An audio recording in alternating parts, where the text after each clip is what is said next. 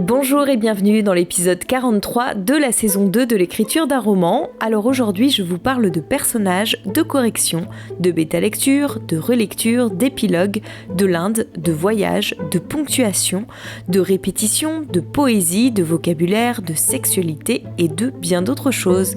Bonne écoute à vous! Le lundi 1er novembre 2021. Je suis arrivée à la page 223 sur 274 pour ma relecture. Bon, le tout est assez bien construit à présent, c'est très dense, il y a énormément de choses qui s'entremêlent. Et j'ai noté quand même qu'il y avait tout un passage où il manquait quelque chose. C'est-à-dire que pendant tout le début du roman, je parle beaucoup de la relation qu'entretiennent mes deux personnages. Et ensuite, ils se déplacent, ils vont dans un autre lieu et je n'évoque plus du tout ou à peine la relation entre eux. Et du coup, ça gêne un petit peu parce qu'ensuite, je reviens sur eux. C'est comme si d'un coup, comme je dois parler d'autres sujets, j'oublie un peu de parler d'eux alors que c'est quand même un moment important de leur histoire. Donc il faut quand même que j'évoque comment évoluent les choses à ce moment-là entre mes deux personnages. C'est le seul gros éléments que j'ai notés depuis le début de ma relecture. Sinon, à part des tournures de phrases maladroites, des répétitions, des choses mal dites, le reste est assez cohérent, compréhensible, plutôt bien construit. Là, moi, toute seule, je ne vois plus trop qu'est-ce que je pourrais améliorer. Et là, j'hésite, est-ce que je dois envoyer mon texte en relecture avant de faire ces corrections ? Parce que si je fais ces corrections, après, il va falloir encore que je relise le tout avant de l'envoyer. Et est-ce qu'avant de relire, je ne vais pas de nouveau faire une pause ? Donc, ce qui reporte encore dans un mois. Alors que je pourrais faire ces corrections en même temps que je reçois peut-être des retours de mes bêta-lecteurs ou d'un bêta-lecteur. Parce que j'hésite en plus à l'envoyer à deux personnes ou pas. En l'état, il est lisible. Je suis tombée sur quelques petites incohérences que je n'avais pas vues lors de ma dernière réécriture, que j'ai modifiées tout de suite, sans rentrer trop dans les détails, mais disons que pour éviter que ça choque à la lecture. Alors je vois encore des choses à améliorer, que je pourrais améliorer avant de l'amener en lecture, mais notamment justement ce passage où je n'évoque plus du tout la relation qu'entretiennent mes deux personnages. Mais mis à part ça, le reste me semble tout à fait lisible pour un lecteur externe. Le mercredi 3 novembre 2021. Je viens de finir la relecture de l'Inde de Suraj, donc un jour plus tôt que prévu, ce qui n'est pas plus mal. Et maintenant, que faire ? J'ai bien envie de l'envoyer à mon ami scénariste qui a déjà lu une version antérieure, parce que j'ai un petit doute par rapport à la fin. Il se trouve qu'à la fin, avant, j'avais un épilogue qui expliquait ce qui se passait ensuite, plus ou moins, Et aujourd'hui, je l'ai enlevé parce que je me dis qu'en fait, c'est peut-être mieux que le lecteur décide de ce que sera la suite, qu'il en tire lui-même les conclusions. Et d'un autre côté, j'ai peur que ça soit un petit peu trop frustrant. Alors c'est sûr qu'il y a une fin à mon roman, mais il y a quand même un élément qui reste en suspens, et j'ai peur que si je ne donne pas de réponse par rapport à ça, cela frustre le lecteur. Et ça, j'ai besoin de le savoir. Et je pense que ce serait mieux que ce soit quelqu'un qui a déjà lu mon texte qui me le dise. Donc je pense que je vais envoyer un message à mon amie scénariste aujourd'hui pour savoir si elle est toujours disponible comme elle m'avait dit qu'elle l'était la dernière fois que je l'ai vue, si elle est toujours prête à le relire. Le seul souci, c'est que ça risque de prendre quand même un petit mois minimum, voire un peu plus de temps. Et j'ai peur d'avoir ces retours dans beaucoup trop longtemps et que du coup, entre-temps, mon texte ait beaucoup évolué. D'autre part, je vais commencer les corrections. J'ai quand même pas mal de corrections à faire. Je pense faire les corrections sur le début de mon texte par rapport aux notes que j'ai prises lors de cette dernière relecture. Et ensuite, me lancer dans la correction du texte à partir du moment où mes deux personnages se rencontrent. Parce que le début de mon roman, je l'ai déjà bien assez travaillé. Même si c'est finalement lui qui est quand même le plus poussif, ça n'empêche que c'est celui aussi sur lequel j'ai passé le plus de temps. C'est peut-être aussi pour cette raison qui donne cette impression-là d'être un peu dur à lire. Enfin, il n'est pas dur à lire, non, je peux pas dire ça, hein. Franchement, ça se lit quand même bien, mais bon, c'est pas hyper fluide, quoi. Bon, la fin marche très bien pour moi. Il y a quasiment rien à retoucher. Il y a peut-être un passage qui est écrit sous forme de narration classique que je pourrais passer peut-être sous format journal intime. Parce que mes passages de journaux, ce sont des moments où je parle de l'Inde.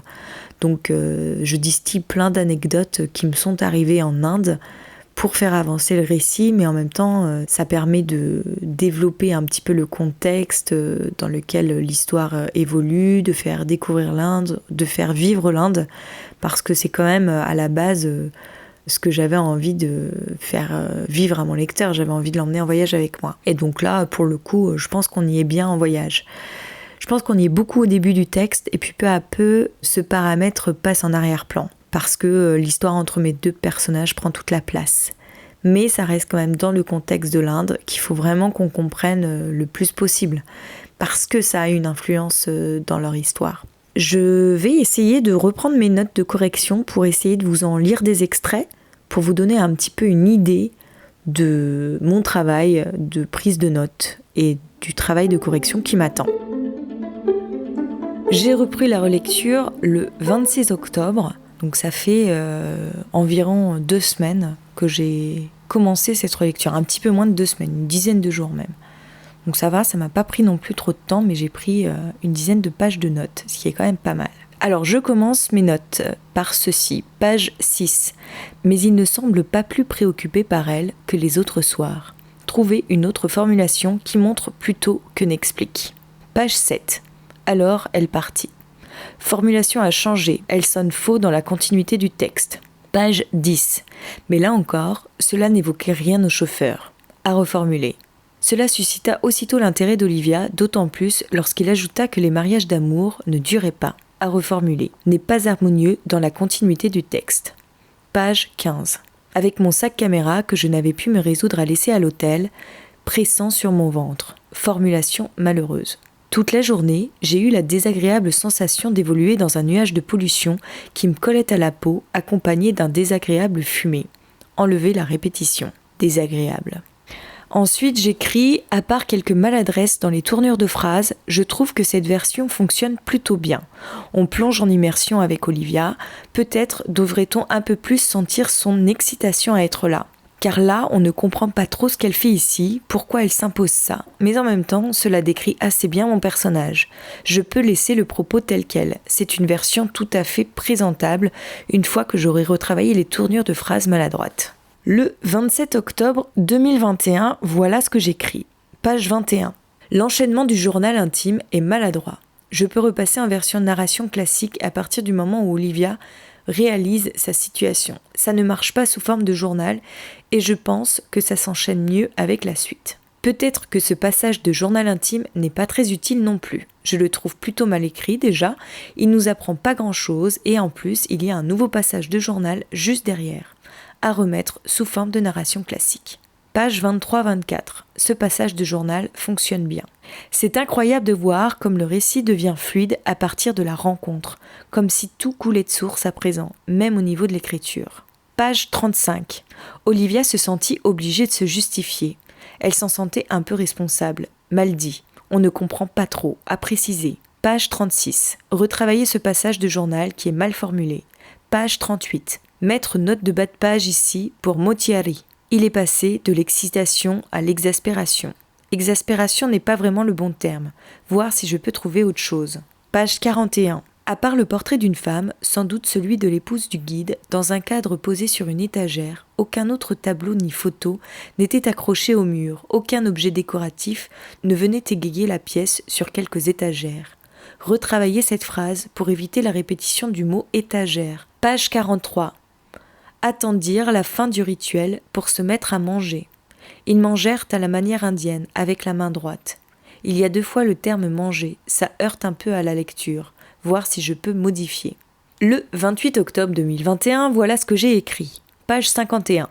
Le courant complice de cette proximité. Mal dit. Cette phrase passe super mal dans le corps du texte et on ne la comprend pas. Je ne suis pas hyper fan de la scène du shampoing à la cascade. On comprend l'idée générale, mais je la trouve maladroitement menée.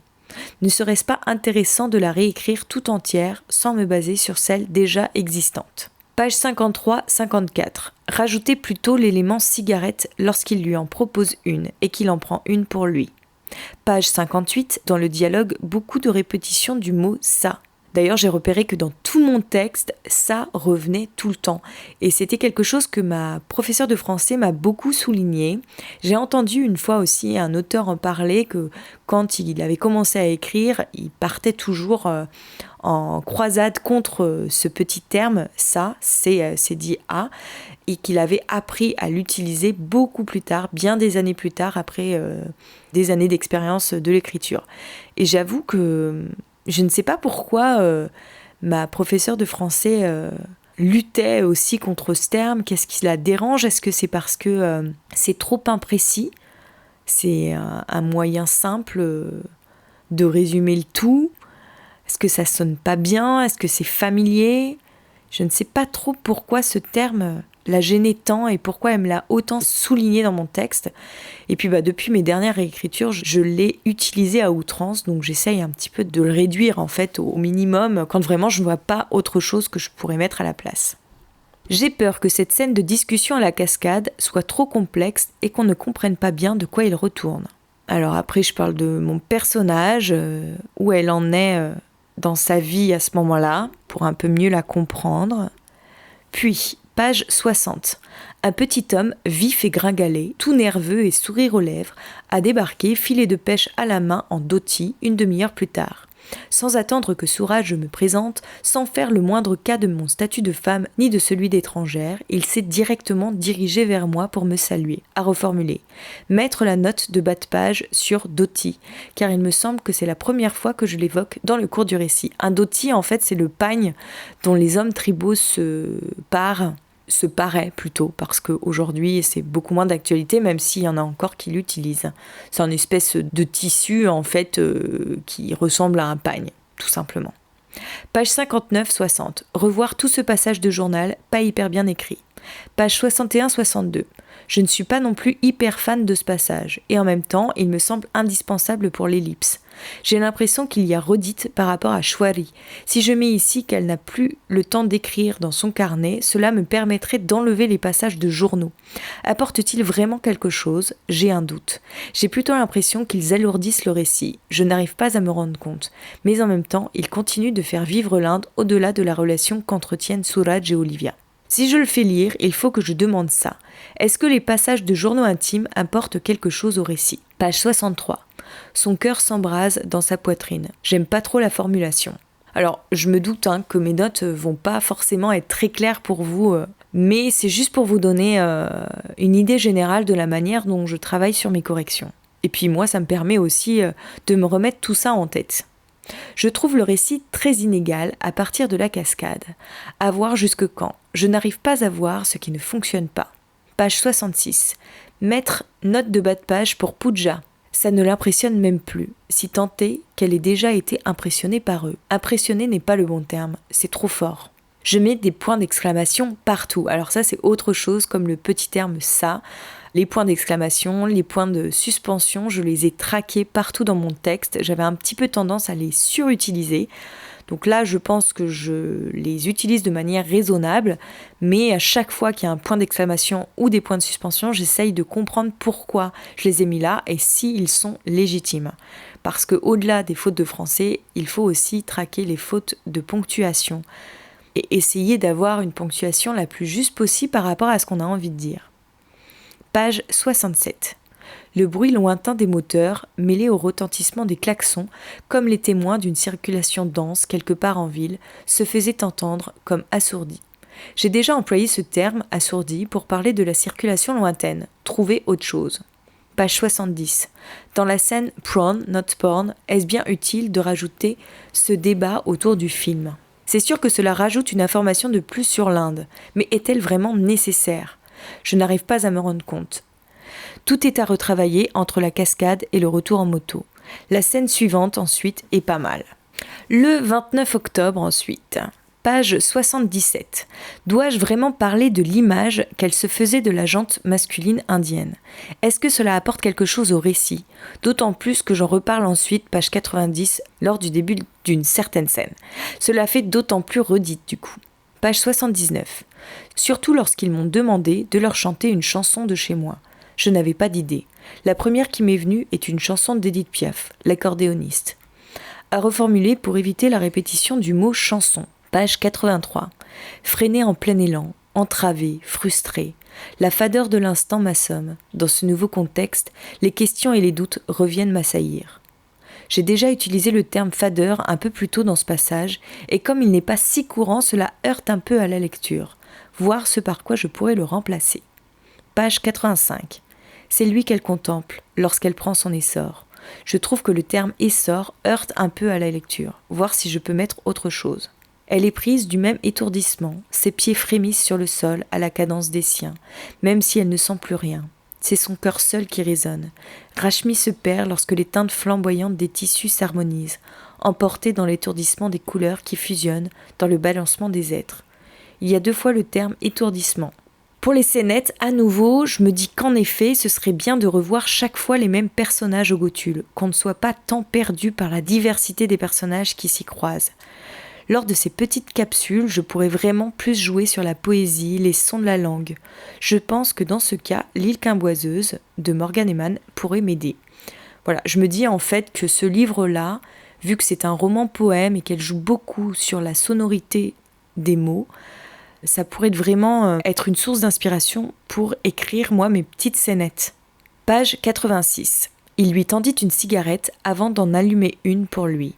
Leurs regards remplacèrent les paroles qu'ils n'échangeaient pas, même s'ils avaient encore du mal à se croiser. Ils en disaient plus long que le moindre discours. La fumée de leur cigarette comme dernier rempart. Phrase à reformuler. Il lui tendit une Goldflake, avant d'en allumer une pour lui. Leurs regards remplacèrent les paroles qu'ils n'échangeaient pas, même s'ils avaient encore du mal à se croiser.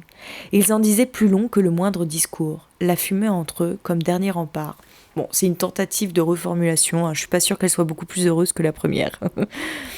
Et si j'écrivais le texte sous forme de poème, ou au moins pour certains passages, histoire de travailler ma langue? Je sens qu'il manque encore du vocabulaire. Il y a des passages qui n'expriment pas encore tout à fait bien ce que j'ai envie de faire ressentir à mon lecteur. Par exemple, le soir où elle est prise d'insomnie. Idem lors de la pause en moto. Je manque de vocabulaire pour exprimer ce qui la traverse, et je n'ai pas l'impression de faire bien passer l'émotion. Page 88. Entre 2 psalmodies, une récitation de mantra, tout en agitant frénétiquement une clochette par moment, il guidait les participants. Mal dit à reformuler. Je pense que la formule avec les extraits de journaux est celle qui convient le mieux à ce roman. Cela me permet vraiment d'ajouter plein de choses et de faire vivre l'Indre, de partager ce voyage tel que je l'ai vécu.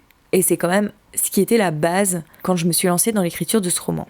Page 91. Elle détourna son regard, presque effarouché soudain, prenant conscience de l'ampleur de la brèche dans laquelle il s'engouffrait. Brèche n'est toujours pas le bon terme, car comme une faille, même si moins fort, il sépare aussi. Ça, c'était une remarque que m'avait fait ma professeure de français, parce qu'avant d'utiliser le mot brèche, j'utilisais le mot faille, et elle me notait dans la marge, une faille sépare. Et c'est pas trop adapté à ce qu'il est en train de se passer dans la scène. Dans la scène Seul au monde, j'utilise souvent le mot scène pour dire chapitre en fait. Dans la scène Seul au monde, j'utilise trop de fois le mot élan, scène à retravailler, pas assez subtile, les dialogues sont parfois un peu fades. Si je fais des scénettes, une suite continue, Arjun pourrait devenir Chaitu, Etash devenir Rashmi, Shadna deviendrait Munga, l'Anila deviendrait Munga également, le Lakchan de Channa se transformerait en Chaitu, il y aurait des allers-retours entre passé et présent, ce ne serait plus Arjun qui ferait son entrée mais Chaitu, avec les apparitions sporadiques de quelques personnages comme Solear, Nirosa ou encore Lakshan. Je mélangerai sans doute les 2 gotules, mais serait-ce si important ? Peut-être que la scène de séduction pourrait venir après que le gotule ait changé de forme. Jusque page 102, ce que j'ai lu aujourd'hui a ravivé mon intérêt. Dès qu'on pense que le récit retombe, il se passe quelque chose qui redonne un nouvel élan. Il semble que le rythme marche bien. Cela rebondit au moment où on pourrait commencer à s'ennuyer. Et moi, j'ai vraiment l'impression d'aller dans une direction à présent. C'est un voyage avec une destination, ce qui en fait tout l'intérêt.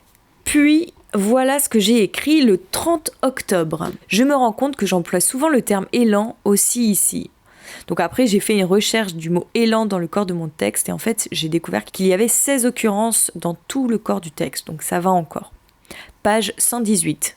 J'ai pris cette révélation comme un avertissement à reformuler. Page 120. À ces mots, mes images ont pris une toute autre ampleur. J'ai pris soin de ne pas perdre une miette du spectacle qui se jouait sous mes yeux. 2 fois le verbe prendre. On prie, j'ai pris. Le mot flamboyant aussi revient souvent. En fait, il n'y a que 7 occurrences, mais comme il est presque toujours associé aux tenues des membres du Gotul, cela choque un peu.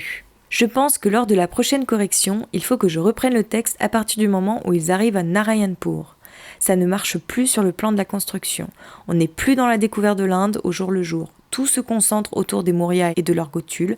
Peut-être que je pourrais m'inspirer de la version 1 à ce moment-là, ou carrément de mes passages de journaux. Ce passage demande vraiment à être retravaillé. Après la découverte d'un élément de l'histoire, l'attention retombe et la tension, car il ne se passe plus que des trucs anecdotiques. Même moi, je m'ennuie à la lecture, voir comment je peux rehausser tout ça. Puis le 31 octobre, page 123. La rencontre avec Pritika peut avoir lieu plus tôt puisque je l'introduis dès leur arrivée à Narayanpur dans le passage de journal.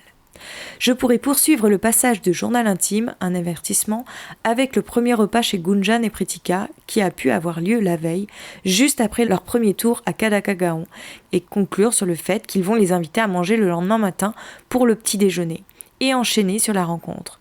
La seule chose qui me gêne dans cette construction, c'est que j'aimais bien la phrase sur laquelle se conclut le passage, un avertissement. Au lieu de mettre des titres au passage de journaux, ne serait-ce pas mieux de mettre des dates ?